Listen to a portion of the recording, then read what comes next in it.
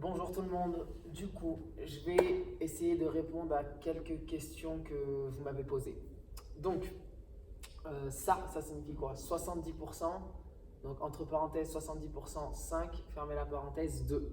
Alors ça, j'y avais répondu dans une ancienne vidéo, mais ceux qui vont rejoindre la programmation, vous n'avez pas forcément vu les anciennes vidéos, donc je vous explique. Ce qu'il y a à l'intérieur de la parenthèse, ça va être votre nombre de répétitions. Donc si je mets 70% 5 et que je ferme la parenthèse, vous savez que vous devez faire 5 reps à 70%. Ensuite, je ferme la parenthèse et je mets un chiffre. Ça peut être 2, 3, 4, etc.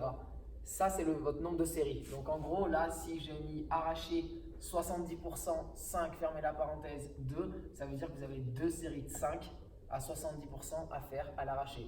Ça aurait pu être de l'épaulé jeté et j'aurais pu marquer, par exemple, 60%, 3 plus 1, 2. Ça veut dire qu'à l'épaulé jeté, vous avez 3 épaulés à faire. Sur le troisième épaulé, vous gardez la barre sur les épaules et vous faites votre jeté. Donc à 60% et vous faites 2 séries de ce qui est marqué dans la parenthèse. Voilà. Après, on m'a demandé combien de temps entre chaque rep et entre chaque série. Donc ça, on est vraiment sur, pareil, j'avais expliqué dans la vidéo, on est rentré sur un cycle en fait d'haltéro où je veux pas de touch and go. C'est-à-dire que touch and go, vous le gardez pour vos WOD, pour vos conditioning. Là, vous liftez, vous posez la barre ou vous lâchez votre barre. D'accord? Quand vous la posez, vous prenez 1 ou 2 respirations et vous repartez. En fait, c'est vraiment limite en méthode qu'on appelle cluster pour ceux qui connaissent. Donc en gros, pas plus de 10 secondes entre vos répétitions. C'est juste le temps de respirer un petit peu et ensuite vous reprenez votre barre. Combien de temps entre les séries?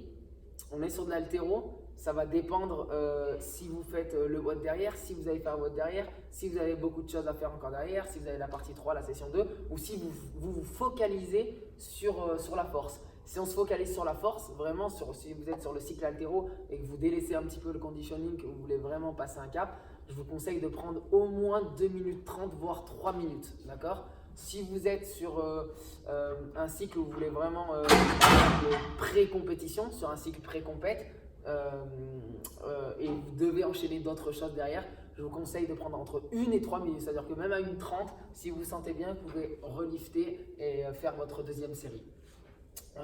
Du coup, voilà. Donc, généralement, ce qui est prescrit, c'est entre 1 et 3 minutes. Et quand je mets pas vraiment de 3 minutes de repos ou 2 minutes 30, c'est à vous de choisir entre 1 et 3 minutes. Sinon, je vous dirais les temps de repos, si ça doit être quelque chose de très précis. Pourcentage des fronts, bench, etc. Il n'y a pas de pourcentage. Quand je ne mets pas de pourcentage, généralement, ça peut m'arriver d'oublier, mais généralement, c'est pas que j'oublie, c'est que vous devez faire aux sensations. D'accord? Et j'ai mis au même poids, c'est-à-dire que ce n'est pas une gamme montante. Donc, on est en semaine de freestyle, donc il n'y a pas d'objectif bien précis avec des pourcentages. Le but, c'est d'essayer de casser les codes, justement. Donc, on essaye de faire son 3x5 le plus lourd possible, tout en sachant qu'on essaie de ne pas rater de barre. Ça peut arriver, si on a été trop gourmand, vous rebaisserez un petit peu. Et on essaye de faire en sorte que ça ne soit pas trop facile non plus. Parce que c'est facile de se dire à la fin de ces séries de 3x5, ouais, j'aurais pu mettre plus. J'entends souvent ça. En fait, il fallait mettre plus, d'accord, tout simplement. Et ça vous apprend aussi à vous connaître.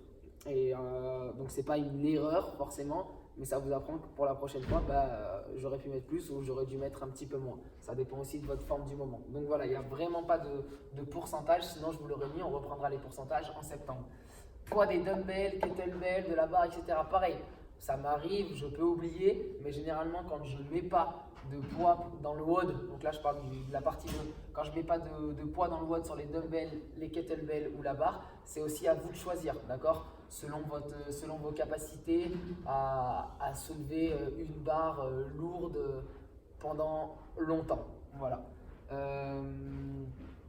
Je vais direct passer à celle-ci là. Comment adapter du coup les charges des WOD? Si c'est trop lourd pour moi, admettons aujourd'hui on a AMRAP de 9 minutes, 2 power clean à 90 kg et 10 toast to bar. Si je ne suis pas capable, si mon max est 90 kg, est-ce que je mets 90 kg? Non, certainement pas. J'adapte la charge. Vu qu'il y a que 2 répétitions, je peux monter par contre aisément à 90% de mon max. D'accord? Il n'y aura que 2 power clean. J'essaye de monter le plus que je peux tout en essayant de ne pas faire 2 rounds, d'accord? On ne peut pas faire 2 rounds en 9 minutes. Le but, c'est quand même de faire quelques rounds, minimum 7 ou 8 si vraiment votre charge est hyper lourde, et voire plus. Par contre, si vous faites 18 rounds, bon, si vous êtes en RX, il n'y a aucun souci, hein, si vous avez fait 18 rounds et que vous avez… ne mettez jamais de RX+. C'est pour ça que je ne veux pas qu'on fasse de RX+, on reste toujours en RX, c'est pour ça que je mets des charges qui sont relativement lourdes. Donc voilà, vous adaptez. Si c'est des WOD longs, je vous dirais de mettre entre 60 et 75% de votre max si il y a vraiment du cycle à faire avec la barre. Si c'est des charges légères, on peut monter jusqu'à 90% de votre max. Mais ça, généralement, faut pas hésiter si vous êtes un peu perdu sur ça, faut pas hésiter à me demander et je vous dirai, ok, votre max c'est ça, combien je mets moi aujourd'hui quand je vais vraiment apprendre à vous connaître pour ceux qui sont à distance. Je vous dirai, la charge pour toi aujourd'hui, c'est ça, d'accord? Et après, vous allez être de plus en plus autonome et savoir que, bah ouais, faut mettre 80%, faut mettre 85%, etc., etc. Comment adapter les mouvements? Alors, ça c'est très très compliqué. Comment on adapte les mouvements? Déjà, si on adapte un mouvement, c'est qu'on est en scale. Donc là, il faut réfléchir pour avoir une programmation un peu plus privée qui vous permettra de faire les mouvements en RX, d'accord? Mais je peux vous donner des exemples si on ne veut pas prendre de programmation. En plus, des exemples comment on va adapter tout ça. Exemple, 10 handstand push-up. Comment je peux adapter si j'ai pas mes handstand push-up? Je peux faire mes handstand push-up avec Abmat, d'accord? Si je suis capable, c'est juste que j'arrive pas à le faire en RX, mais que je suis capable avec Abmat. Je prends mon Abmat, je fais mes 10 handstand push-up. Si je suis même pas capable de faire ça et que par contre j'ai un bon handstand hold, je vais travailler mon handstand hold 7 secondes et puis après je peux faire 5 pompes, d'accord? 5 pompes basiques. Donc je fais mon handstand hold et je fais mes 5 pompes. Donc j'ai réduit de moitié les 10 handstand push-up et j'ai mis 7 secondes, donc environ 70% du temps en isométrie sur le mouvement. Je peux aussi faire 10 box handstand push-up. Donc je me place sur la box. Vous pouvez regarder sur la chaîne YouTube. Vous tapez box HSPU Imadama et vous trouverez comment faire le mouvement. Ou ensuite, je peux encore adapter en faisant 10 elevated push-up, donc avec les pieds un petit peu surélevés, et je fais 10 pompes. Donc ça, c'est vraiment quand on est débutant. Mais ce que je vous conseille vraiment, c'est de prendre une prog gym si vraiment vous êtes obligé de scale. Si vous n'avez qu'un mouvement encore, ça va, mais si vous avez vraiment pas mal de mouvements qui vous posent problème, c'est que là, il va y avoir un souci quelque part. Gamme athlétique, c'est quoi? Alors, les gammes athlétiques, en fait, vont changer tout le temps. Même à l'intérieur d'une journée, au Saiyajin, le cours de 11h, 17h, 18h, 19h, je peux faire des gammes athlétiques différentes. Les gammes athlétiques, c'est à vous d'être un peu ingénieux, d'accord? Quand je mets gamme athlétique, en fait, c'est juste pour s'échauffer parce que généralement, on va avoir du run derrière.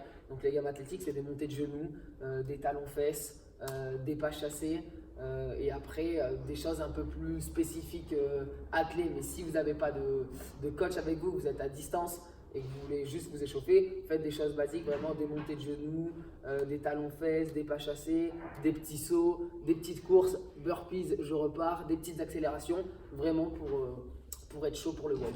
Ce que je vais faire, c'est que je ferai un exemple de gamme athlétique. Je mettrai par exemple, j'essaierai d'en faire plusieurs. Je mettrai gamme athlétique, Saiyajin gamme athlétique 1 et je ferai des petits programmes comme ça avec 5-6 mouvements différents. Il faudra faire 3 fois. 3 fois montée de genoux sur 10 mètres, 3 fois talon-fesses, 3 fois quelque chose d'autre, etc. Je vous mettrai des petits exemples, comme ça vous serez tranquille. Et j'essaierai d'en faire plusieurs, comme ça vous pourrez choisir sur les différentes semaines. Par exemple, j'en ferai 4. Comme ça, sur un mois, vous pouvez changer. Tous les jeudis, vous pouvez mettre des gammes athlétiques différentes. Voilà, j'espère que j'ai répondu à vos questions. Si vous en avez d'autres, je ne referai pas une vidéo pour le cycle vite, mais je vous répondrai directement, donc n'hésitez pas à me poser vos questions. Peace les sailleurs.